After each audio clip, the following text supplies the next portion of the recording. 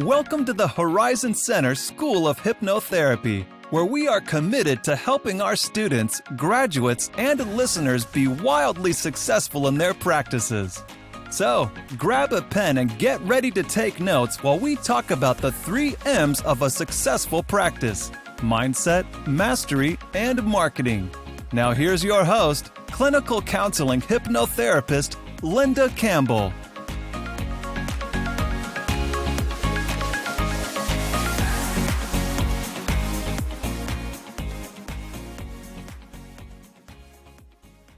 Hi, and welcome to the show.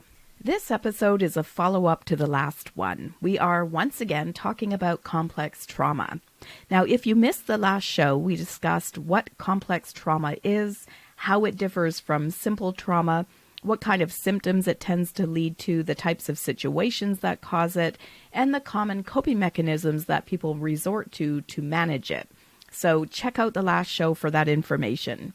In this episode, we'll be covering how complex trauma shapes our belief system, the common beliefs that people with complex trauma develop, as well as some approaches to begin helping a client with complex trauma.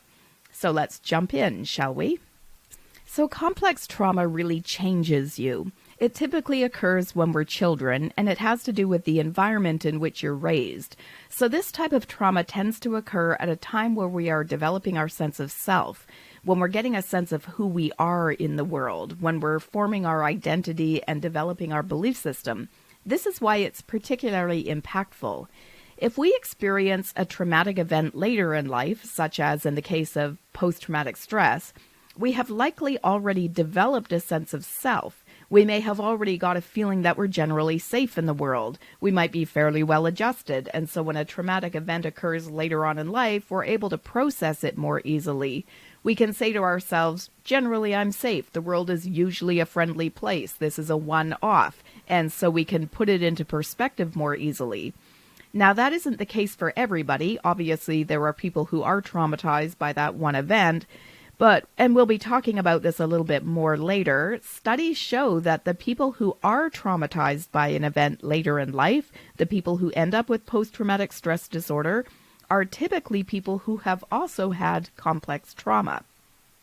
So somebody without complex trauma who experiences trauma later may already have enough of a sense of safety established within themselves that they can process the event without it causing PTSD. But when it comes to complex trauma, when we're experiencing ongoing events of lack of safety, of being hurt, being abused, or neglected, we establish a fundamental belief that the world is unsafe. This is why I say that complex trauma changes us. The events that we're exposed to shape us. They cause us to form beliefs about ourselves and about the world and about other people. And then once those beliefs are established, they tend to persist. So the subconscious is illogical. It doesn't go through the various beliefs that we've formed over our lives and update them. It's not as though the subconscious goes, well, that event is no longer occurring, so I can just scratch out that old belief, or I don't have to believe this anymore. It's no longer relevant. The subconscious isn't rational, so it has no ability to look at the beliefs we formed and decide if they're relevant to us currently or not. Sometimes I say it's almost as though the subconscious acts as though you're frozen in time, as though a little piece of ourselves just gets snagged off on our personal timeline and keeps on living there.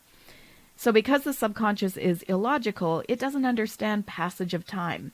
It doesn't understand that who you are now or where you are now is different from where you were when the trauma was occurring. It just assumes that once you're in trauma, you're always in trauma. So there are events in our lives that cause us to form beliefs, and out of those beliefs, we develop symptoms. In the last episode, we talked about a lot of the symptoms that people with complex trauma develop. And so let's look at some of the common beliefs that people with complex trauma develop. I hear from my clients things like, I'm not safe, I'm not worthy, I'm not lovable, I'm not enough. And these beliefs make sense because when somebody is experiencing ongoing trauma and they don't have the ability to separate themselves out from it and look at it with much objectivity, we tend to make it about ourselves. So I want to back up a little bit. Because complex trauma tends to stem from childhood events that are ongoing, we've got to look at the mindset of a child who's going through trauma. Now, children are, for the most part, egocentric. The younger we are, the more true this is. So they don't have the capacity to step back and think, oh, maybe my parent has an issue. Maybe they're critical of me or abusive towards me because of their own stuff. Maybe it has nothing to do with me. Of course that doesn't happen. The child is going to go, there's something wrong with me. If the person who is supposed to be hardwired to love me unconditionally is harming me or hurting me or appears to not like me or is putting me in danger, it's got to be because of me. There's something wrong with me. We personalize it. So because we're developing our belief system and developing our sense of self, and because we're egocentric and tend to put ourselves in the equation, we can't remove ourselves and look at it objectively. Again, the beliefs that we form at that time are very much that we are unlovable, unworthy, and of course not safe. Now, as kids, we are completely dependent on the big people in our worlds to take care of us. If the big people are harming us instead of caring for us, or they're neglecting us instead of caring for us, our automatic assumption is, I must not be worthy of protecting. I must not be worthy of being taken care of. So the events or the environment of a traumatic experience leads you to form beliefs that you're not worthy, that you're disempowered, that you're not safe. And then, of course, those beliefs that we have in our psyche lead to a variety of symptoms. So, for example, if a parent is abusive, that can lead to the development of the belief, I'm not lovable, I'm not safe, I can't trust other people, I'm powerless. And then once those beliefs are stamped into your psyche, they shape your behavior. If you believe that you're not lovable, you're going to carry that belief into other situations or other environments or other experiences in your life, unless something happens for you to change that belief. Here's where hypnosis comes in. So once you think you're not lovable, you might settle for other abusive relationships because you don't think you're lovable enough to be treated well. Or because you think you're not lovable, you may think you're not worthy to go after the things you really want. So you might settle for a career that you don't really like, or you might not have a great financial situation because you don't believe you're worthy of anything better. So the event causes us to form a belief, and then due to the belief, we develop ways of being in the world. Symptoms occur as a result of the belief. So, but somebody who believes that they're powerless because they've gone through a lot of traumatic events and weren't able to prevent the trauma may be set up for mistreatment from other people. If you feel powerless, you may not feel as though you can advocate for yourself or that you can stand up for yourself or set boundaries or say no to somebody. You may not feel like you can draw a line in the sand and then firmly stand beside that line. So when clients come to see us, they're commonly focusing on the symptoms. A client might come to me and say, I'm having a hard time at work. I've got a really toxic work environment. My boss is giving me too much work to do. It's overloading me, and I need to find some way to cope. I need to find some way to manage the stress. But when you look at why that person is in this situation, it could stem back to having been disempowered and now not feeling as though they can say to the boss, hey, wait, this is too much work for me to handle. I need you to scale it back a bit. The current situation the client is focused on often has its roots in past events. And so when I'm working with clients, I'm often looking for patterns.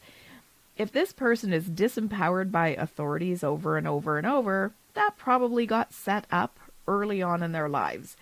I will often use the analogy of planting a seed.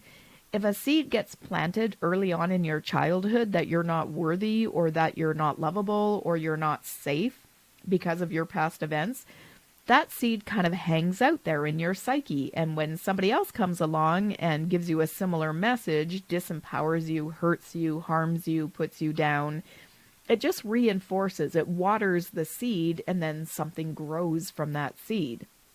Now, if the seed had never been planted in the first place, if you grew up in an environment where you were always supported and loved and taken care of and valued, all of the good stuff that we really need, if somebody tried to mistreat you later, you would probably remove yourself from that situation or set a boundary with them.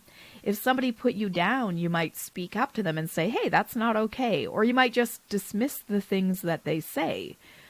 So oftentimes the reason a person is struggling by the time they come to see me with a current situation is because there was a seed planted early on in their lives that set them up to have the experience that they're in now. Let me share an example from a client that I worked with. I had a client who was abused by a teacher growing up, and she was also abused on and off by her father throughout her childhood. So she had a lot of trauma in the hands of people in a position of authority. So she had signed up to take a photography class, and she showed her work to the photography teacher, and he basically told her her work was shit, that she didn't have a good eye. And it really hurt her. It really made an impact on her. It made her think that perhaps she should give up doing photography, which had always been a dream and a lifelong hobby for her. So she also showed her photographs to friends and family and people who were in the class with her. And other people were saying, no, this is amazing. You've got a brilliant eye. And yet she could not get the words of the photography teacher out of her mind. So for some reason, she's given all of this weight to what the photography teacher is saying. He's causing her to doubt herself against all of this other evidence that she's actually quite skilled and talented. There are all of these other people saying, no, you've got what it takes. But this one person can just diminish her. Why? Because the seed was planted early on by other people in authority that she doesn't know what she's doing, that she isn't enough, that she doesn't have any skill. And so when someone else in a position of authority comes along and pretty much says the same thing, she can't dismiss what he's saying. She believes it. Now, if that seed had never been planted by her earlier teacher or her father early on, if the photography teacher said, you don't have a good eye, she might just have said, he doesn't know what he's talking about. Everybody else thinks I'm doing fine. I'm just going to disregard that comment. But when we've heard it before, when it has kind of become our core belief about ourselves because we picked it up so many times, it's really hard to dismiss the comment because it just seems to reinforce what somebody earlier has told us about ourselves. So again, once these beliefs are stamped in our psyche, they stay there and then they're triggered later on in our lives by similar events or similar people. So the events that we experience shape how we look at the world and how we look at ourselves. Now, one of the examples that I use often with my clients in hypnosis is the analogy of the game of I Spy. You know the game. We'll see in the world what it is we are conditioned to see, what it is we expect to see. So, for example, if you've been taught that the world is full of bad people doing bad things, then that's going to be your experience of the world. If you were to turn on a news program, the stories that you would focus on would be the stories about bad people doing bad things. You'd notice the stories about terrorists and attackers, the bad events that are occurring. Those would be the things that get your attention. If you look into a sea of unfamiliar faces, you would hone in on people who look a bit sketchy. If you walk past a schoolyard of children playing, you would interpret the sounds of the kids' voices as kids up to mischief, kids misbehaving. And if somebody gave you a compliment, you would probably question their agenda. What do they mean by that? What do they want from me? So because you've been taught that the world is full of bad people doing bad things, that's the filter through which you're looking at the world. That would be the particular game of I Spy that you're playing. Now, when you're playing a game of I Spy, what you're looking for pops out at you. If you're looking for bad people in the world, you'll find them. But if, on the other hand, you've been taught that the world is full of good people doing good things, you would have a completely different experience of the world. You're playing a whole different game of I Spy. If you turned on that same news program, now you're going to hear about the Good Samaritans, people helping out after a crisis, relief efforts. You're going to focus on the stories about good people doing good things. That's the game of I Spy you'll be playing. If you looked into that same sea of unfamiliar faces, same exact group of people, this time you would be drawn to the people who look warm and inviting. If you walk past that same schoolyard of kids playing, This time you might interpret the sounds of the kids' voices as kids having fun. And if somebody gave you a compliment, you would just say thank you. You wouldn't question their agenda. You'd be able to simply receive it. And so the world has everything in it, but we see whatever it is we're conditioned to see. Just like a game of I Spy. If I told you to look around right now in whatever room you're in for things that are black, you'll suddenly notice black things all over the place. They pop out at you. We actually have a portion of our brain called the reticular activating system whose job it is to see what's in our consciousness. So when I was pregnant, for example, everywhere I looked, there seemed to be pregnant women. I'm sure there were just as many pregnant women before I got pregnant. That was just that part of my brain doing its job. So, like a game of I Spy, we'll notice whatever it is we're looking for. We notice whatever we're conditioned to notice. If you're looking for black, you're noticing black. But while you're noticing black, you're not noticing any other colors, right? When we're focused on black, we're not focused on green or blue or yellow. We're looking solely for black. That's the color that portion of our brain is looking for. And yet, all of the other colors exist.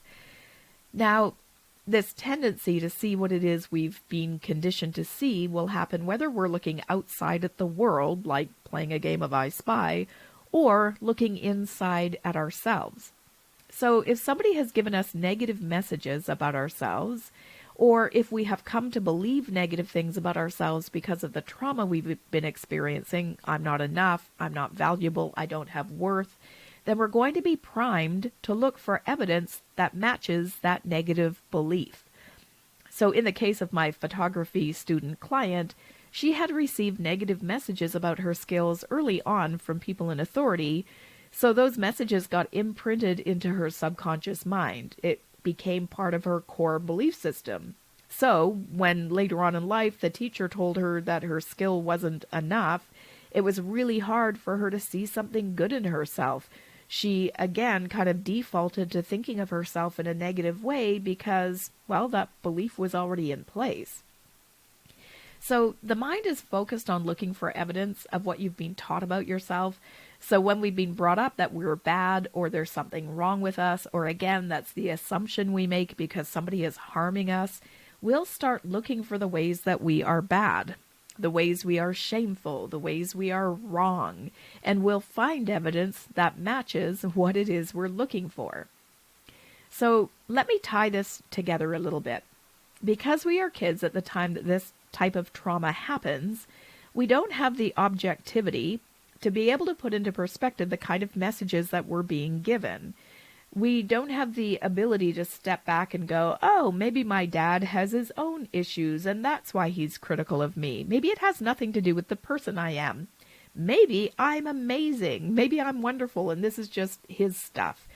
We don't have that objectivity. We don't have that ability to think that way when our father is critical to us. We're egocentric, so we make it about ourselves. We think, I'm flawed, I'm not worthy, I'm not enough, I don't have any value. And then again, we continue to look for all the ways that we're not enough. We could get a report card with 5 A's and 1 C, and what are we going to focus on? We're going to focus on that 1 C, how we're not enough. We might do well on a test, but instead of saying, good for me, I'm smart, I did really well, we're going to say, the test was easy, our doing well was a fluke, the teacher marked me easy, gave me a break, whatever. We're going to filter everything through that belief that we're not enough. So when a client comes to see us, there's all kinds of beliefs that they have ingrained over and over through their series of traumatic events they've experienced that we need to work on reframing for them. So I'm going to come back to that in a little while. Before I go there, I want to talk about the correlation to PTSD. I mentioned earlier that there's scientific evidence that the people with complex trauma are the ones who, if they experience some kind of threatening event later in life, are going to develop post-traumatic stress disorder. So we know that a bunch of people can experience the same event, and some people are going to end up with PTSD, and some people are not. Some people bounce back more easily. Why is that? Well, again, it has to do with our belief system. Because the people who have had complex trauma have already established beliefs that they're not worthy or that they're not safe, that they're disempowered, When another event comes along that is life-threatening, it just reinforces what they already believe about themselves. They already felt unsafe, and so this just reinforces the feeling of being unsafe. On the other hand, if somebody has been brought up that they're worthy, that they're safe, that the world is essentially a good place, a traumatic event may alter some of their beliefs, but they're going to be more able to bounce back more quickly because they already have a foundation of believing that they're good, or that the world is safe, or that they're safe. So it doesn't affect them the same way. It doesn't reinforce the belief they already have that's negative about themselves. They're able to look at it more as a one-off. They're able to discard it more easily. It doesn't change their worldview quite so much. So a person with complex trauma has more deeply ingrained negative beliefs and has had more events that have occurred to prove to them that the world is unsafe and that they're helpless to do anything about it, or that they're not enough. And so that's one of the things that we want to work on when we work with a client in hypnosis. Now, when it comes to current treatments for people with complex trauma or PTSD, there's a lot of limitations because a lot of the current treatment for complex trauma is talk therapy, and talking doesn't necessarily change your core beliefs. A person can know something intellectually, can talk about it until the cows come home, can understand themselves, psychoanalyze themselves, but it doesn't necessarily change anything on a subconscious level. So, for example, if I've had somebody who's been through a series of traumatic events and we have a conversation about it and we're able to arrive at the conclusion that where they are in their life now, they're safe, those events are long since past, they can handle things now at their current age, their current level of development, they can know that intellectually, but that doesn't stop them from having heart palpitations when a door slams because the subconscious is still stuck in the past and believes that when you hear a door slamming, it means dad's coming home and I'm going to get beat up again. So we can know something intellectually, but that doesn't necessarily mean it translates to anything changing on a subconscious level. The subconscious is the part of the mind that's responsible for our emotions. It's the part of the mind that's responsible for the fight-flight response. It's the part of the mind that's responsible for our belief system. So knowing something intellectually in your rational mind doesn't change emotions, doesn't change behavior, doesn't get rid of that fight-flight response, doesn't change beliefs. An example of this would be, I often work with clients who have OCD. Now, a client with OCD knows intellectually that they don't have to spend an hour locking the door when they leave the house. However, that knowing doesn't stop them from having the overwhelming compulsion to lock the door, and it doesn't stop them from having a great deal of anxiety if they try to avoid locking the door. And so what can we as hypnotherapists do to help? Well, there's a number of different things. So I mentioned earlier that it's as though a person is kind of frozen in time when they experience a traumatic event. The subconscious doesn't understand the passage of time. Time is a logical mind construct. Time doesn't actually even exist, but don't get me started on that. So the subconscious doesn't understand past, present, and future. So one of the things we can do in hypnosis is to remind the traumatized child within the client that they're now an adult, that they're now in a different place in their lives physically as well as emotionally as far as their age is concerned. I'm doing a lot of what I call hypnotic argument, so reframing, making a compelling argument that the client cannot poke any holes in to convince the subconscious to shift their beliefs. So if the client has a belief that I'm disempowered, I'm unsafe because of those traumatic events, I want to point out how they're now empowered and safe, assuming that that's the case.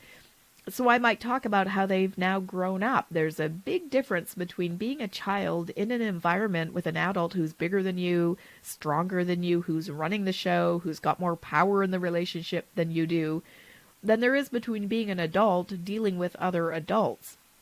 The very fact that they've matured, they've grown up, means that they have more power in the world, even if they sometimes have difficulty with setting boundaries or saying no. Just the fact that they can remove themselves from a situation that's toxic, where they didn't have that ability when they were kids, means that they have more power now. So I'm pointing out that now they're grown up. I may be doing exercises with them inside their minds in order to illustrate that. I might be pointing out that they're no longer in that environment. Now, I know a lot of this sounds really, really obvious. Of course, the client knows they're older now and they're not in the environment and they're safe. But again, we can know something intellectually. That doesn't mean the subconscious knows it. So sometimes the very first step that I'm taking with my clients is I'm taking what they already understand intellectually and I'm communicating it to the subconscious so that both parts of the mind can believe the same thing. Okay, so I may be pointing out that they're no longer in the environment where the trauma occurred. They're no longer in that situation. They're not trapped. When we're kids, we have no power. We can't remove ourselves from a situation that's untenable. We have to just find ways to cope with it as well as we can. So as an adult, if there was somebody who was abusive in your environment, you can get yourself out of there. You could call the cops. There are resources that are available to you as an adult, and you know how to use them. That wouldn't necessarily have been the case when you were a child. So when we're kids, we don't have that information, we don't have that knowledge, we don't have that skill, that life experience. So I'm pointing out to them that they're not in that situation. They have more power now, more skills, more life experience, more ability to get help, to get support, to get advice, to remove themselves, whatever they need to handle a challenging situation. So there's a lot of different arguments that I'm going to make around those particular things. And I'm also going to have them do exercises inside their mind to illustrate the points that I'm making. So for example, there's a technique that I created that I call Tour of Your Life. So how this works is I have the client imagine out in front of them a timeline that represents their life. And then I'll have them imagine walking down the timeline into their past, but without going into any specific event or location, just staying on the timeline. The reason for that is I don't want to re-traumatize them. I don't want them to go back into some negative event in their past and relive it. What I want them to do is find along the timeline their younger self, the younger self that was traumatized. And then I'm going to have them bring that younger self back up the timeline to where they currently reside, the current year, even the home that they're living in currently. And then I have them take that younger self on a tour of their life as it is now. So the point of this exercise is to help update the subconscious, to help the subconscious understand, oh yeah, there is such thing as passage of time. Where you are now is a completely different place than where you were before.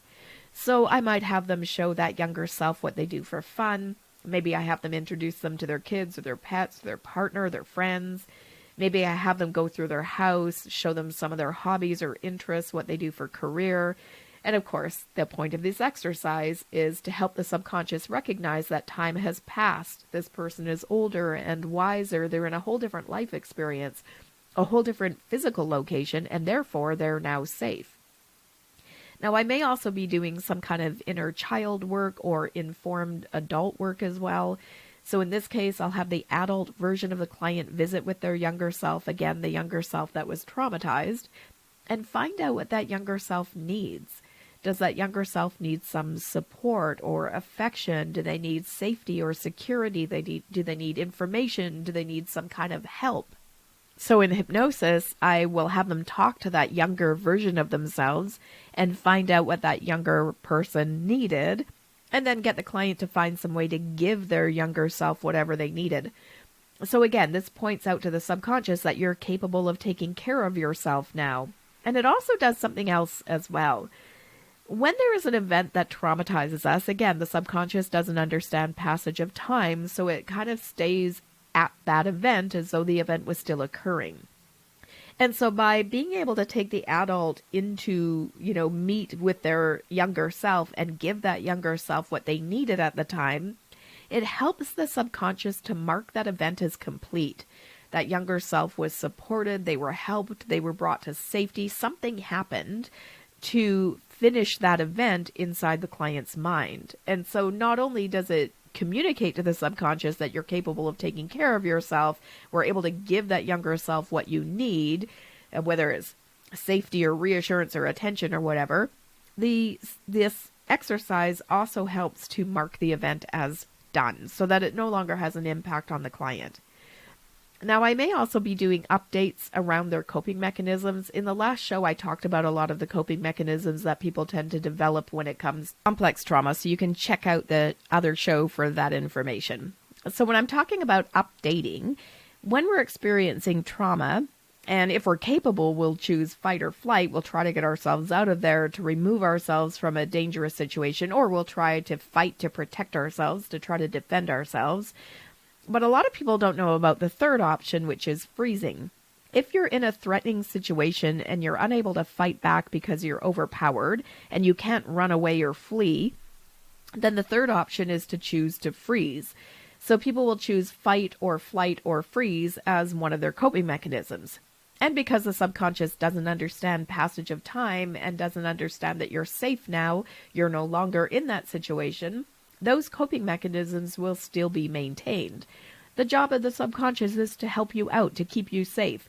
If there was an event in your life where you needed that coping mechanism in order to survive, your subconscious could very well think that you still need that coping mechanism. So we're going to see examples of fight, flight, freeze in our clients. What does that look like? Well, fight or flight looks like hypervigilance. So this is somebody who's really empathic. They startle easily. They sleep lightly. They're always on guard. They can read what's going to happen 5 seconds before it's happening. They're really kind of keyed up all the time. You might see somebody being dissociative. If it's unsafe to be in your environment or unsafe to be in your body, people will kind of take off. You hear these stories of somebody who's experiencing a physical trauma or sexual trauma, but they're witnessing it from outside of their body. If it's not safe to feel what it is you're feeling, we have a coping mechanism where we can take off, leave the body, and just observe it from a safe distance and not have to deal with whatever's going on in our bodies. So we see hypervigilance, we're going to see numbing, we're going to see dissociation. There may be other coping mechanisms that people have developed.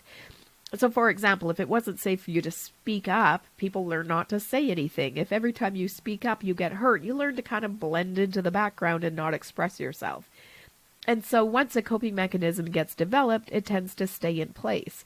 So sometimes I'm doing work with people around their coping mechanisms, helping the subconscious to understand that this coping mechanism is outdated. It was relevant for back then when you needed to be on guard for the predator in your environment, but there's no predator in your environment anymore, so it's okay to put that on reserve. You don't need that at this time in your life. So I'm talking to the subconscious about how the coping mechanisms no longer serve a purpose, how they were useful back then, but where you are in your life now, being in a different situation, those coping mechanisms are no longer required. And so we're letting go of the coping mechanisms that are no longer necessary at this point in your life. So these are a few of the things that we can do for somebody who's had complex trauma. Tune in next week for part 3 on this topic, where I'm going to give you even more ideas for treating complex trauma using hypnotherapy. Thank you so much for tuning in. Have a great rest of the week. Bye-bye. Thanks for listening. Remember to check out the Horizon Center School of Hypnotherapy.com for courses, products, and to take advantage of the free test drive of the hypnotherapy certification training.